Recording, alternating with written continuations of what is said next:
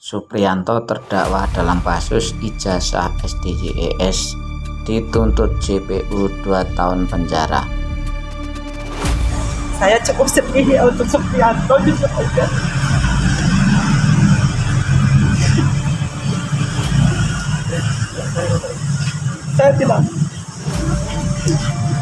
Saya sih hanya berharap yang mulia bisa meringankan apa yang diberikan biasa.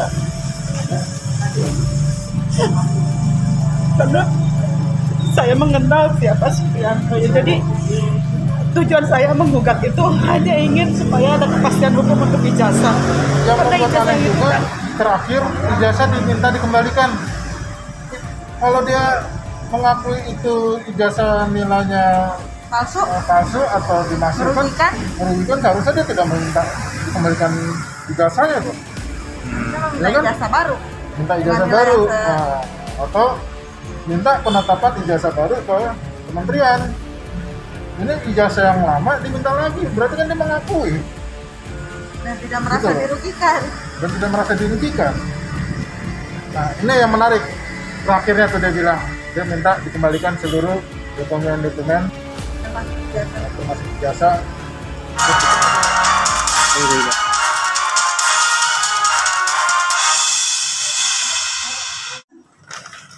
Langsung kami bacakan pada keterangan saksi-saksi pertama terhadap dalam persidangan secara berturut-turut berupa keterangan saksi-saksi, keterangan ahli, surat keterangan terdakwa, petunjuk dan barang bukti sebagai berikut. Keterangan saksi-saksi: 1. Keterangan anak saksi yang bernama Adelia Malik Kirana Eder, selanjutnya disebut anak saksi, memberikan keterangan dengan didampingi pekerja sosial dari Dinas Sosial Sleman pada pokoknya sebagaimana tersebut atau tertera dalam surat tuntutan. Saksi kedua atas nama Erika Handriati di bawah sumpah dalam persidangan pada pokoknya menandakan hal sebagaimana tertera dalam surat tuntutan. Saksi Ana Indah Silvana sebagaimana tertera dalam surat tuntutan. Saksi keempat saksi Hana memberikan keterangan di bawah sumpah pada pokoknya sebagaimana dalam surat tuntutan. Saksi kelima saksi Dr. Susilo bagaimana tertuang dalam surat tuntutan. Saksi keenam saksi Dr. Andes Adini Daryana MM bagaimana tertuang dalam surat tuntutan. Saksi ketujuh saksi Dwi Agus Mugiarto bagaimana tertuang dalam surat tuntutan. Saksi kedelapan saksi Olin Andre Stefani bagaimana tertuang dalam surat tuntutan. Saksi Adetat atau yang meringankan 1 saksi Bibin Prati Wanggini bagaimana tertuang dalam surat tuntutan. 2 saksi Veronica bagaimana tertuang dalam surat tuntutan. 3 saksi Sinta. 4 saksi Santi. 5 saksi Kencana Devia Chandra bagaimana tertuang dalam surat tuntutan. 6 saksi Trinur Dadiatis bagaimana tertuang dalam surat tuntutan. 7 saksi Bella Setianis bagaimana tertuang dalam surat tuntutan. Untuk ahli 1 ahli JS Modono SNU pendapat ahli bagaimana tertuang dalam surat tuntutan. Ahli yang kedua ahli Dr. Yogi Adriana MSI pendapat ahli bagaimana tertuang dalam surat tuntutan. Surat terus kemudian petunjuk terima keterangan terdakwa bagaimana tertuang dalam surat tuntutan. Untuk barang bukti bagaimana tertuang dalam surat tuntutan. Analisa juridis berdasarkan fakta-fakta yang terungkap dalam persidangan, maka sampailah kami pada pembuktian mengenai unsur-unsur tindak pidana yang didakwakan, yaitu dakwaan pasal 266 ayat 1 KUHP. Pembuktian dakwaan pasal 2661 KUHP dengan unsur-unsur sebagai berikut: 1. Unsur barang siapa. 2. Unsur menipu memasukkan keterangan palsu ke dalam suatu fakta atau lebih mengenai sesuatu hal yang kebenarannya harus dinyatakan oleh fakta itu. 3. Unsur yang maksud untuk memakai atau menyuruh orang lain memakai akta itu seolah-olah keterangannya sesuai dengan kebenaran, diancam menunjukkan pemakaiannya itu dapat menimbulkan kerugian. Keterangan pertama, unsur barang siapa, bahwa yang dimaksud barang siapa adalah setiap orang yang bekerja sebagai subjek hukum dan mampu bertanggung jawab dan dapat dipertanggungjawabkan menghukum atas perbuatan yang dilakukan. Adapun barang siapa dalam perkara ini adalah terdakwa Supriyanto yang identitasnya telah sesuai dengan yang disebutkan dalam surat dakwaan dan selama persidangan dalam keadaan sehat jasmani dan rohani sehingga dipandang sangka sebagai suci hukum. Dengan demikian unsur ini telah terpenuhi. Memasukkan keterangan palsu ke dalam suatu fakta otentik mengenai sesuatu hal yang kebenarannya harus dinyatakan oleh fakta itu. Bahwa berdasarkan pendidikan, kemudian nama olahraga provinsi di daerah istimewa Yogyakarta, sehingga dapat dinyatakan ijazah tersebut asli dan merupakan akta banding.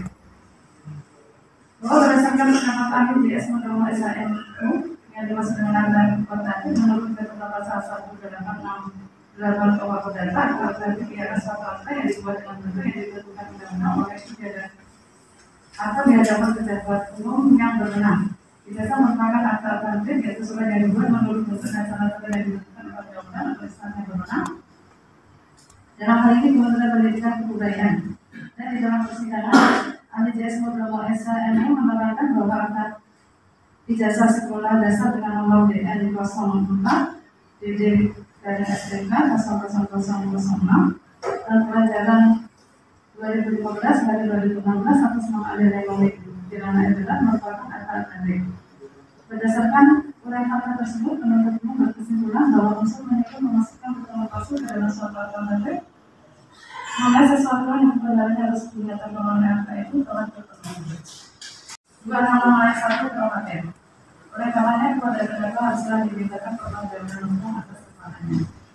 Tidak atas terdakwa, persidangan kami menunjukkan hal yang kami jadikan pertimbangan dalam melakukan tuntutan pidananya itu hal yang memberatkan perbuatan terdakwa dalam merugikan saksi korban dan menjadi anak saksi yang bernama Adela Komik Kirana.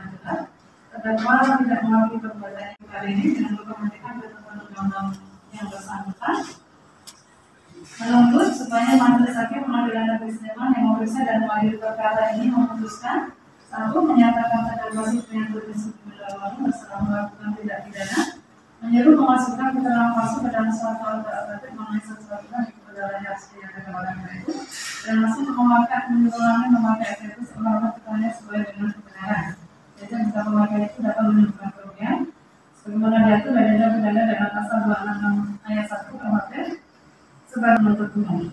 Lalu berupa pidana penjara selama 2 tahun dengan ketentuan namanya pidana penjara itu akan dikeluarkan sepenuhnya dengan nama terdakwa ditahan dengan perintah terdakwa tetap ditahan. 3. Menyatakan barang bukti berupa suatu lembar ijazah sekolah SD dengan nomor DN 04 DD garing SPK 00006 tahun pelajaran 2015 dari 2016 sama dengan surat tuntutan satu lembar surat keterangan hasil ujian sekolah dan segenap dasar surat edaran nomor DN 04 DD SPK 008 633 tahun ajaran 2015 dari 2016 akan terdakwa membayar biaya perkara sebesar 2.000 rupiah. Dengan tuntutan pidana ini kami bacakan dan serahkan dalam sidang hari ini Senin tanggal 13 September 2021 besok penuntut. Terima kasih ya. Baik ya, Supriyanto tadi sudah mendengar ya. Baik, di sini ada saudara yang kesepakatan. Sidang ini kita dilakukan siang. Baik Supriyanto, selain penasihat hukum, saudara secara pribadi bisa membuat tulisan ya yang akan dibacakan pada hari Kamis. Secara pribadi bisa. Jadi terserah saudara yang akan membuat pembelian secara pribadi boleh. Kalau tidak, silakan semuanya proses hukum juga boleh. Ya, silakan. Baik ya. Tidak terlalu buat saya, yang penting ijazah itu bisa saya pakai. Saya cukup sedih ya untuk Supriyanto gitu aja.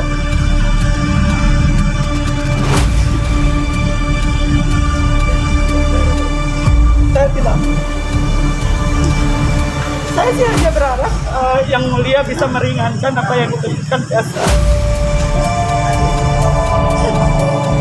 Karena saya mengenal siapa Supriyanto, jadi tujuan saya menggugat itu hanya ingin supaya ada kepastian hukum untuk ijazah. Karena ijazah itu kan selamanya. Kita melamar pekerjaan, saya waktu melamar pekerjaan diminta dan sebagainya. Anda semua melamar pekerjaan juga pasti diminta ijazah. Saya hanya mau kepastian. Tapi kalau untuk hukuman silahkan. Cuma saya hanya melihat Supriyanto tidak maksimal membela diri. Saya melihat Mas juga bisa menolong dirinya semaksimal mungkin. Ada sesuatu yang saya tidak tahu mungkin. PDI besok gimana? Ya, saya tidak terlalu memfokuskan pada upaya pembela ya. Cuma saya berharap pembela bisa meringankan Supriyanto. Namun fakta bahwa di dalam rapor dan di dalam ijazah konten yang berbeda itu sudah semua yang tidak bisa dipungkiri. Selama ini kan yang dituntut izinnya tapi ini kan Kalau pidana itu tindakan ya. Saya serahkan semua pada mekanisme dan prosedur hukum. Saya tidak mengarahkan pada siapapun. Saya pada laporannya juga sekolah yang saya laporkan. Saat itu juga kan kepala sekolahnya sudah 4 kali berganti. Jadi saya tidak mengarahkan siapapun nama tertentu. Apalagi Supriyanto, dia hanya seorang administrasi ya. Dan saya paham betul bahwa ijazah itu bukan di ranah administrasi. Undang-undang dan peraturannya mengatakan ijazah itu ranahnya di guru, tenaga pendidik, dan kepala satuan pendidikan.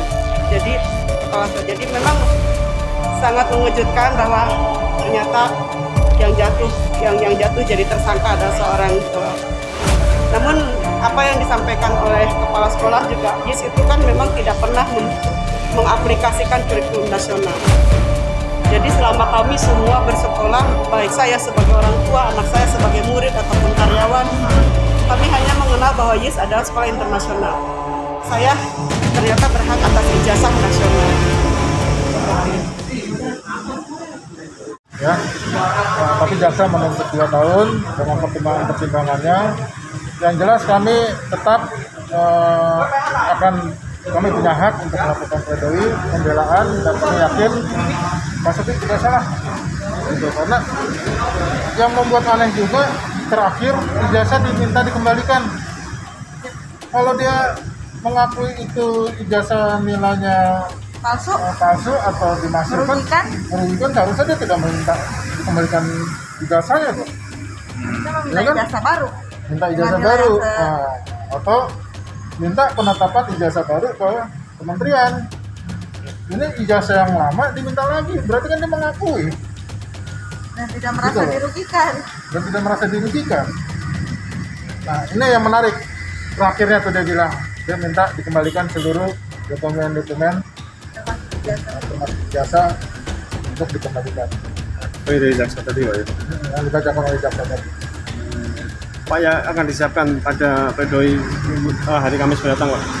Ya, yang disiapkan yang jelas banyak saksi-saksi yang bukti-bukti surat nanti kita akan pakai juga dirasakan selama proses persidangan. Dan kita udah dengar juga saksi-saksi dari mereka juga banyak yang memberi menguntungkan kita dari adekat ya, saksi adekat itu yang menguntungkan ya, dari saksi-saksi ahli yang mereka ajukan juga banyak membantu atau meringankan kasus ini.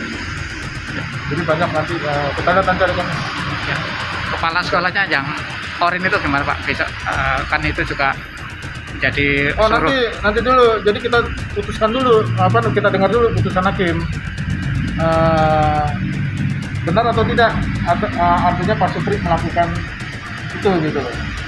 Kita tunggu putusan hakim. Artinya kalau ternyata Pak Supri dibebaskan, ya kita tunggu reaksi dari keluarga Pak Supri.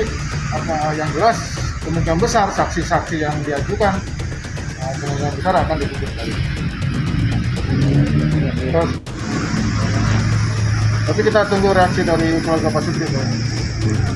Yang jelas kita tunggu aja besok pledoi. Mudah-mudahan jaksa tidak melakukan, nanti biasanya kan ada replik, ada duplik, baru putusan. Terima kasih.